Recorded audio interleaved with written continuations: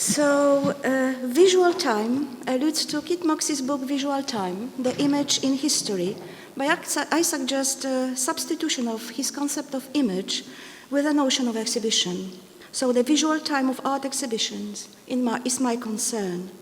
Moxey addresses an argument that, I quote, historical time is not universal but heterochronic, that time does not move at the same speed in different places. And of course, he's not the only one who kind of addresses this kind of concepts. He refers to Rancière, Didier Huberman, or even Reinhard Koselleck. But his heterochronicity also addresses the problem of cultural backwardness or belatedness. And these notions are related to the linear time of colonial modernity, so often discussed and questioned in the contemporary histories of Central and Eastern or Central European art. So the argument about the heterochronic time provokes a question posed by Moxey. What are the prospects for a global art history in circumstances that recognize the incommensurability of different national and cultural traditions? So to tackle some of Moxey's complex issues, I have chosen a bit provocative example, but also a simple case study. But I'm not an expert on Japanese art, that's why it's provocative. Shikō Munakata's exhibition presented at the Central Bureau of Art Exhibitions in Warsaw in 1961. In many aspects of the exhibition's visual time, the Warsaw show was not belated. The exhibition fell within the time when Munakata had just gained international recognition. In 1955, he received the top award for prints at the third São Paulo Biennial. In 1956, he was the first Japanese artist to receive the Grand Premi for printmaking and the 28th Venice Biennale. In 1958, Munakata took part in an exhibition of contemporary Japanese painting financed by the Japanese Ministry of Foreign Affairs and the National Museum of Modern Art in Tokyo. And the exhibition featured 40 Japanese artists of Japanese and Western style painting, opened in Rome in 1958 and traveled to 11 cities in 6 countries, including Germany, France, Yugoslavia, Egypt, and Iran. In January 1959, Munakata traveled to New York at the invitation of the Rockefeller Foundation and the Japan Society.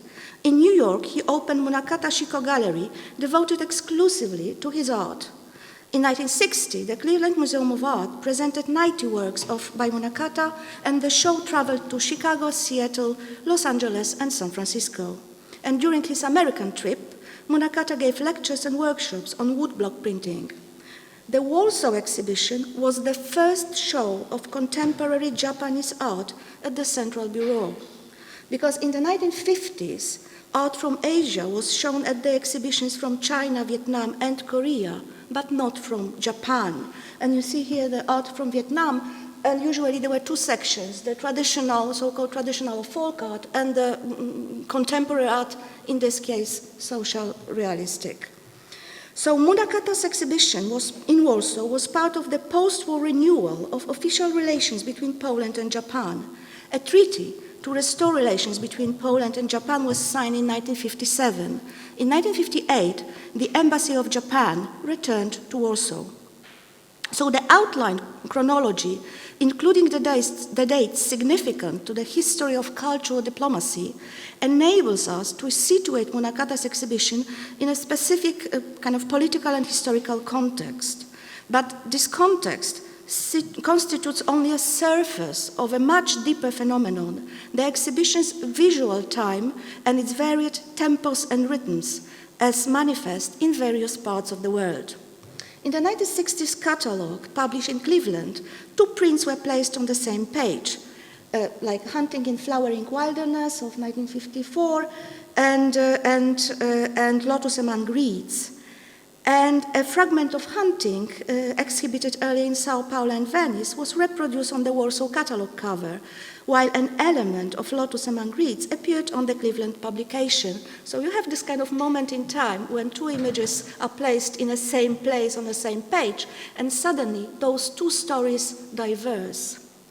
But another series of Munakata prints shown almost simultaneously in many distant locations was entitled Great Disciples of Buddha. And as Sherman Lee notes in the Cleveland Catalogue, 10 great disciples have immediate impact in their bold black and white patterns, although the subject matter is unknown to most non-Japanese. The series was first displayed in 1939 at the Munakata's exhibition in Japan. In the 1950s, the 10 great disciples were shown in Lugano, São Paulo, and Venice. They were recently bought by the Metropolitan Museum of Art in New York. Munakata's prints, with their iconography unfamiliar to most non-Japanese, circulated through his exhibitions on 5 continents: in Asia, Europe, on both sides of the Iron Curtain, Africa, if we still include Egypt in Africa, South and North Americas. But could the global dissemination of Munakata's prints contribute to the formation of a global art history? So to answer this question, we should reach not only for visual, but also for the textual historical sources. So let us compare, for instance, the reception of Munakata's works in the US and Poland between the same period of time, 1959-1961. Were the historical horizons of this reception radically different in 2 distant places? Or rather, what made them different, given the fact that Munakata's exhibition included almost the same sets of artworks? In the Cleveland Catalogue, Sherman Lee recalls the last traditional Japanese art to reach the West, that was the woodblock print ukiyo-e, as practiced by artists such as Utamaro and Hiroshige. It is not, however, the tradition that Munakata was following. His Japanese and Eastern heritage is a complex one. It includes, for example, the intuitive Zen sect of Buddhism. Munakata often commented on his Zen values and emphasized the spontaneity of his work. So he found his Zen inspiration in the 12th century in Butsu. It means stamped Buddha. Buddhist prints were made for various sects. He collected them throughout his life. And these images date to the birth of woodblock medium. Each in Butsu was a devotional practice because it's a meditative practice of repetition. Munakata's other source was caricature-like folk painting of 18th century Japan called Otsue, pictures from Otsu, a village near Kyoto. They were collected at the Folk Art Museum in Tokyo by Yanagi Soetsu, also known as Muneyoshi, a founder of the Japanese folk craft movement. Munakata's Western connections are equally manifold. As Sherman Lee notes in 1960, Munakata began as a Western-style painter and printmaker. His oils show knowledge of Van Gogh and the German expressionists. And actually, there is an anecdote that in 1921, Munakata aspired to become an oil painting after seeing a Van Gogh sunflower painting on a magazine cover. But actually, he was a reader of a Japanese literary and art magazine, White Birch, which featured the works of Cézanne, Matisse, Gauguin, and Van Gogh. But in 1959, during his travel to Europe, not only to the US, Munakata even visited Van Gogh's grave in Auvers-sur-Oise.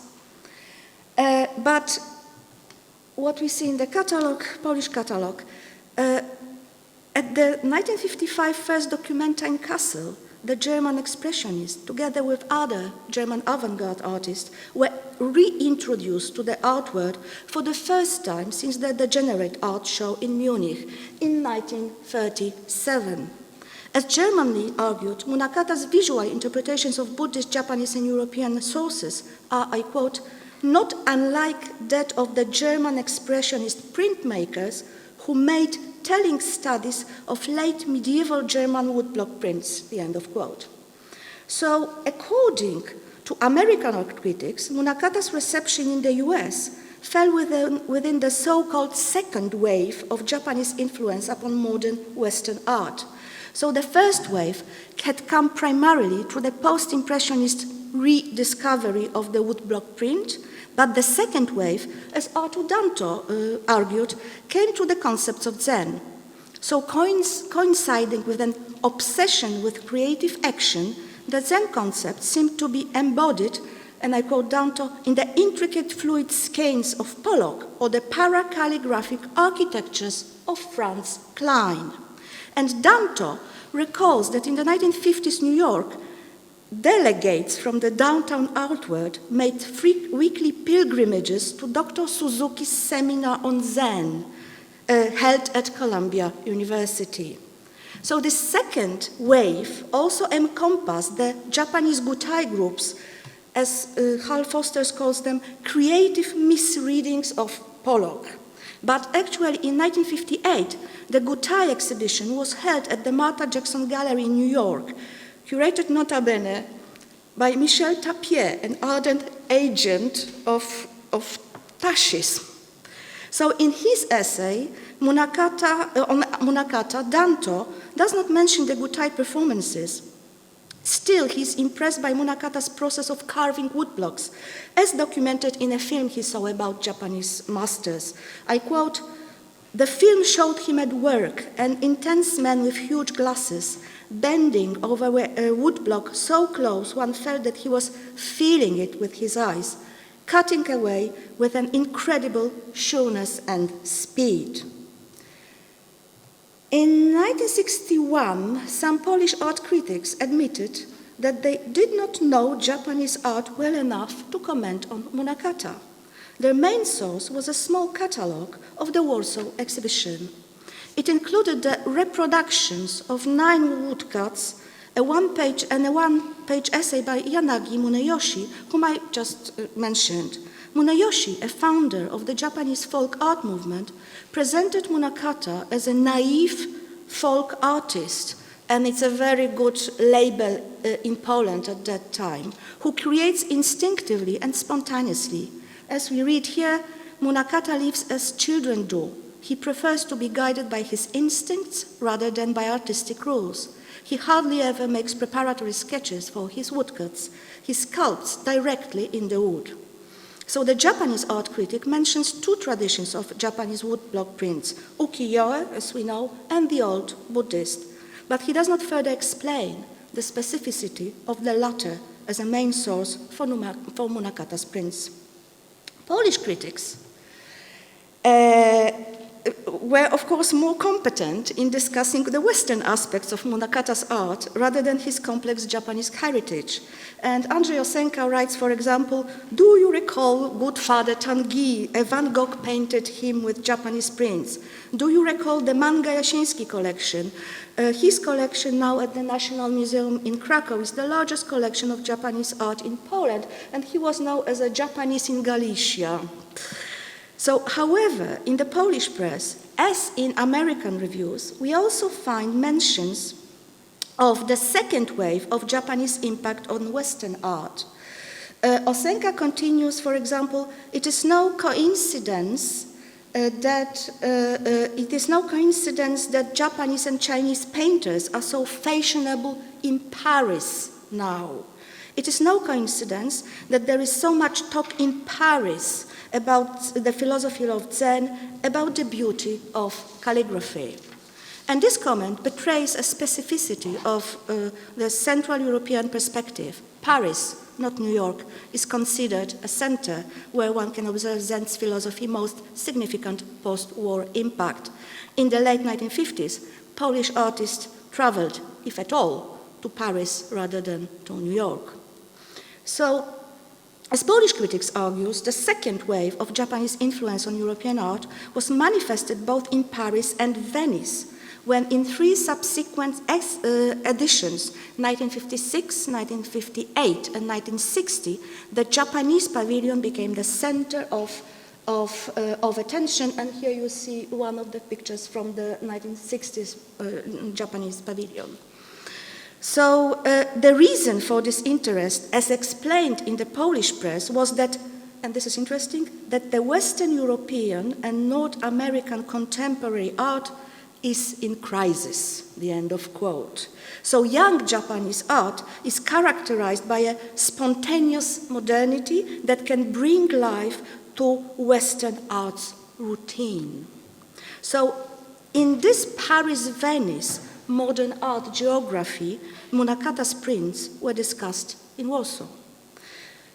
And slowly to conclude, I will read you this fragment from the audience survey in 1961. Shikō Munakata is too modern for me. I like him more when he draws directly from Japanese or Indian potters, while Mexican Picasso fantasies appeal to me less. An outstanding exhibition designed by Zamecznik. Bravo. I'm quoting, so this is the opinion, and this is a very important and tricky source because it was not published and not censored, unlike the press reviews. So Mexican Picasso fantasies probably allude to the exhibitions of Mexican art circulating behind the Iron Curtain in the 1950s. In 1955, for example, the exhibition of Mexican art, including the graphic art from the 16th to 20th century, was shown in Warsaw. Picasso's popularity in the Eastern Bloc requires probably no explanation, but let me give you just one intriguing example of Japanese art's presence in communist Poland that in a way merges with Picasso's visual time. In 1955, at the International Young Art Exhibition, part of the 5th World Festival of Youth and Students in Warsaw, the special prize for peace went to Atom Bomb, a painting by a Japanese woman artist, Saori Akutagawa. The jury's decision was affected by the theme or by the iconography that corresponded to the 10th anniversary of the atomic bombing of Hiroshima and Nagasaki. And the Polish press frequently reproduced Atom Bomb, but the public learned nothing more about modern Japanese art. Even the name of the artist was often misspelled. Both viewers, to conclude, and critics appreciate the design by Stanisław Zamecznik, an architect who often collaborated with the Central Bureau. He was, for example, a designer of the Warsaw edition of The Family of Men, a celebrated American exhibition traveling globally. At Zachęta, he designed, for instance, Henry Moore's exhibition held in 1959. Munakata woodcuts were placed on screens set in fields filled with stones. Zamecznik decorated the exhibition with tree limbs suspended in space. So a Polish critic wrote that they look like both Japanese and Art Nouveau. So many reviewers discussed Zamecznik's project rather than Munakata's Japanese art. At the same time, nobody associated the kind of Japaneseness of Zamecznik's design with dry Zen gardens made of gravel, sand, and stones. As was noted in one of the reviews, it is a little Japanese garden known from a flower shop's windows, enlarged to the size of 2 exhibition halls. Probably somebody had a kind of vision of bonsai in mind.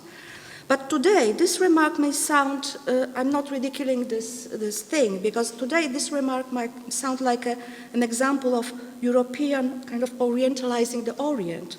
But in 1961 Poland, an idea of a Japanese garden did not derive from direct experience. Moreover, there were no university seminars on Zen in Warsaw. So I'm concluding, maybe, and we keep this image. What are the prospects for a global art history in circumstances that recognize the incommensurability of different national and cultural traditions? So following Moxey's dilemma, as quoted at the beginning of my talk, my aim has not been to outline the history of Polish-Japanese cultural diplomacy. My intention, and let it be open kind of conclusion of my talk, is to pose questions about visual time and global art geopolitics in exhibition histories. And the questions are such: what are the prospects for global exhibition histories when the exhibition is a visual constellation of artworks, each creating its own time? In what ways can contemporary exhibitions of the past be revisited today?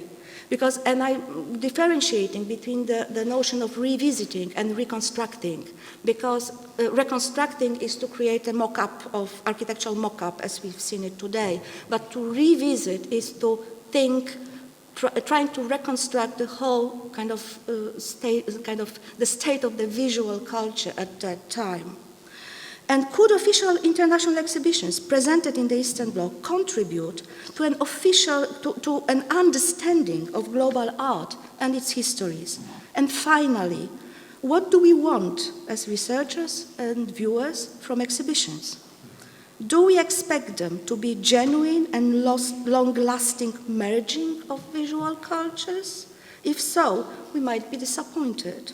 Or perhaps we should ask, what do exhibitions want from us? Recalling the famous question.